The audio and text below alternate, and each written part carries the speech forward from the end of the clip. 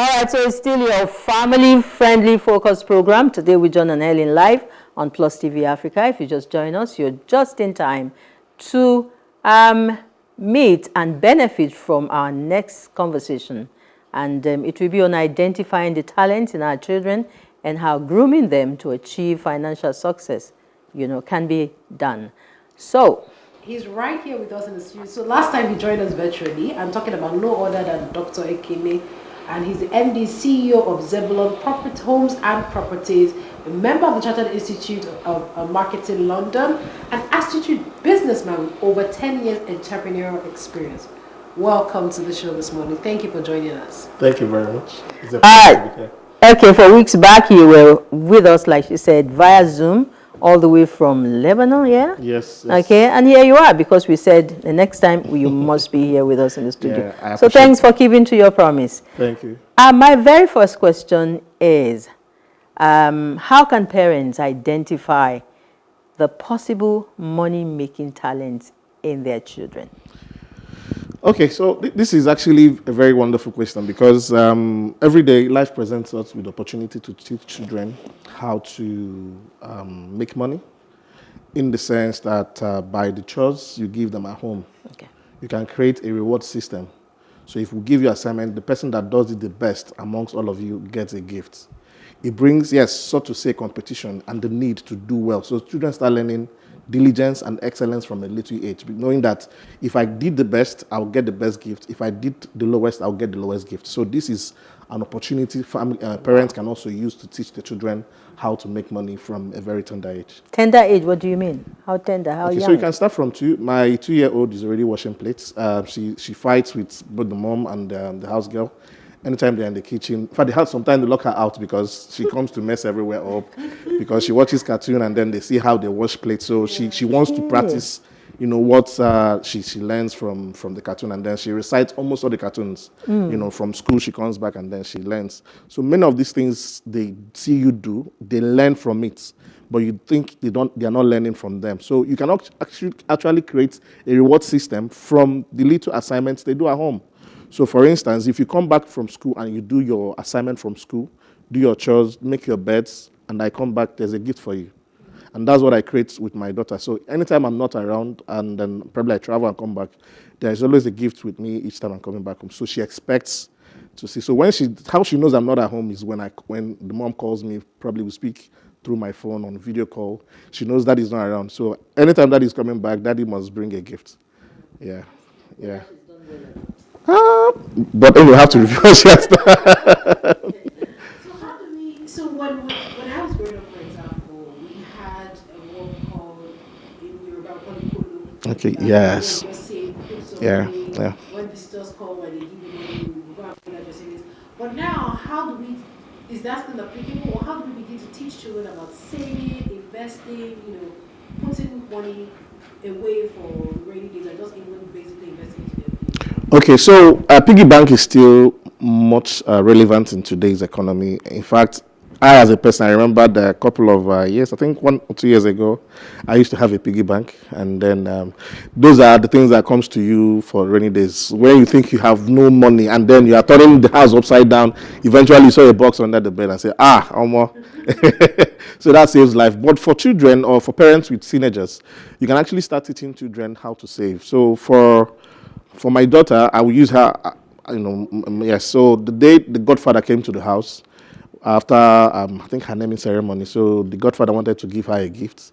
So she said that she's not going to send the money to me or the mother, that we should go and open an account for her in her own name, that once she sees the account in her own name, she will send money. So we did that, and then we sent the account number to him. The man credited her with 100,000, and we were like, so I, as a parent, we're creating that culture. So we save money with her probably every month. And then if you need to send money, anybody who comes to the house and needs to give her money, we give her the account. So mommy is not with her money, and dad is not with her money, But for people that has teenagers at home, and then you create probably stipends for them while going to school, what you should need to do is to build a piggy bank for all of them and give them a tax. So for this term, whoever saves the highest gets a reward.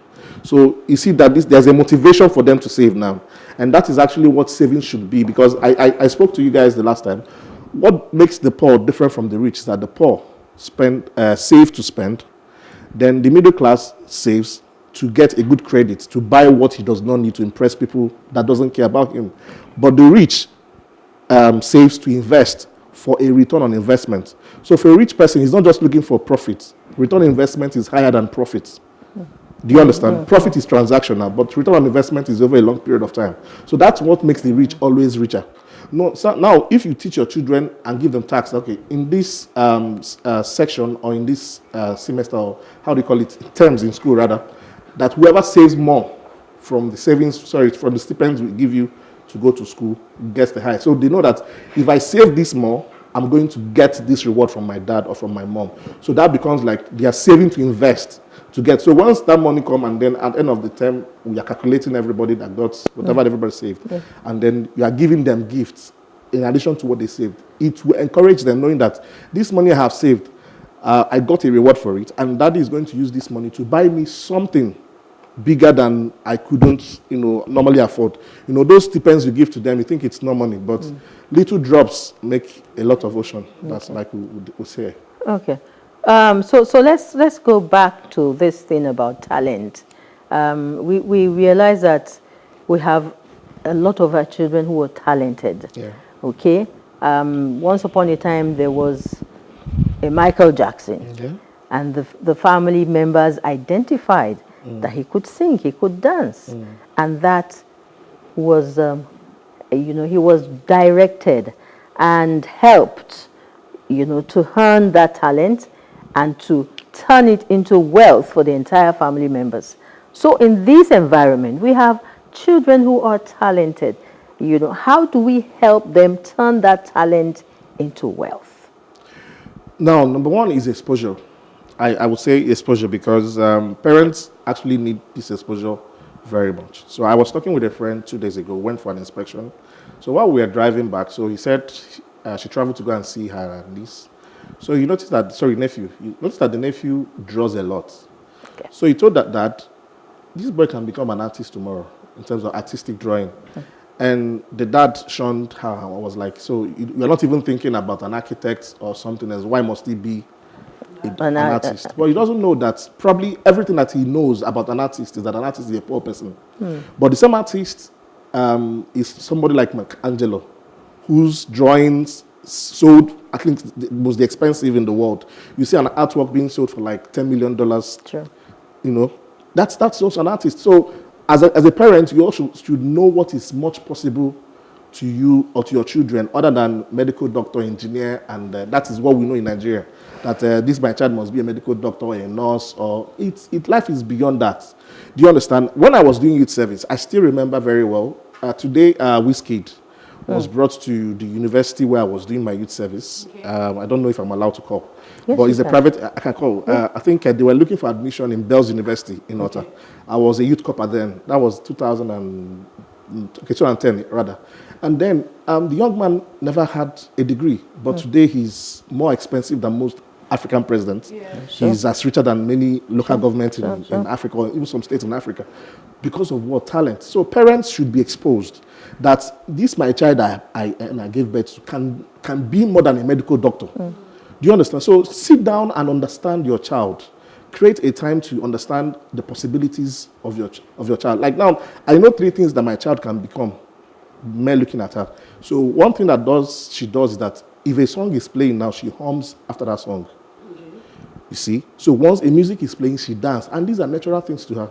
And when she is amongst children, everybody rallies around her. So each time we get a report from the school, the mom tells me, I say, I'm not surprised because I know. Do you understand? So these are the 3 possible things she can be. So I'm not keen on saying, Ada, you must become a medical doctor. You must become a nurse. I'm not keen about those things. And then one of her favorite sports is tennis, lawn tennis. If she's busy now and on lawn tennis, she will sit down and then she'll be watching lawn tennis. So if a parent sits down to analyze and understand the proclivities of their children, you should be able to depict that by the time this child is 5 years, this is where I should direct them. Yes, school is not a scam. Yes, it's important they go to school. Do you understand? But while they are going to school, they must not become probably medical doctor, which is the norm, medical doctor, engineer. You know, I want to answer the mother of or the father of a medical doctor, or something like that. Yeah, because new jobs are being involved every day. Yeah. And some jobs are even now outdated, especially now that there's AI and there's technology and all that. So for time, I would like to just, so we've talked about the middle class and the poor children, so to speak. Now, how do parents, or should I say wealthy parents, manage children or their own children who feel like, look, there's no need to save, there's no, you know, because we always see that if you see this wealthy man, he has built so much wealth, his children come and take over and then they squander everything, and then some of those companies, everything do not exist. So how do you begin to teach? You are affluent now, everything is okay, everyone wants to make some investments already for these children and everything. But how do you begin to teach them to ensure that they don't squander all of these things that you have built, because you know they met you they met you wealthy. You, the parents, struggled up, and you know how you built. So how do you ensure that that child understands where your wealth is coming from, and ensure that they appreciate it when they get to the level where maybe they have to succeed you in the company, or they have to take over something, or even just inheriting a trust fund, for example? Okay, so I'll still go back to what I said before, exposure. So for some rich people, they believe that throwing wealth to my children or throwing things at my children makes them fulfilled in life. Yes. Now, I will give you two instances. It happened to me directly, and also it happened to a friend that I know. So what they do, what their father does is that they school abroad, but every long vacation, just like we're in August right now or September, so the school closes ending of July. So they come back and they work in their father's company from July until September. And then in September, they go back to school. So it starts giving the children sense of belonging. And it does not make them to be head of a particular department in those periods. They just come and then they respond to their probably apprentice, people that are working for the dads. So they move around, understand what it means to wake up early, to go to the shop, to open the shop, to close the shop. They stay in the shop. So they understand how this money is made. So it starts giving them an idea. And the best thing you can give to your child is not money. It's not even an inheritance. The best thing you can give to your children is a good education. A good education is not just a degree. It's beyond a degree. Yes, expose them to the best education. Show them it is possible. Now, I have of a gentleman, probably most of us know him, and he's a friend to my friend, and he's currently the managing director of the father's business. And the dad was a billionaire. In fact, the boy knew that the dad had money, but he didn't know the extent of the money that his dad had until he became the manager of the business. The dad brought him into the business. So he went to school. He went to Federal Government College in Enugu. From there, he went to university in Port Harcourt. From Port Harcourt, he now went to UK to do masters. And then the dad ensured that he got the best education from the Ivy Leagues. And now today, he came back to grow, and I think he has 10x the business. There are also other people who were rich, but they were not able to expose their children to things. For instance, we learn from people easily, or from competition. Children learn from examples, things we do. Now, if you take me for an internship to a multi-billion company, I know my dad is a millionaire or a billionaire, but my dad is not as rich as this company. And then you expose me to tutelage under those companies. Yes, most of these people have the money to take their children to the best of educations, to the best educations, or to best internships. Because if there are things you can teach your child easily, and then he will learn it.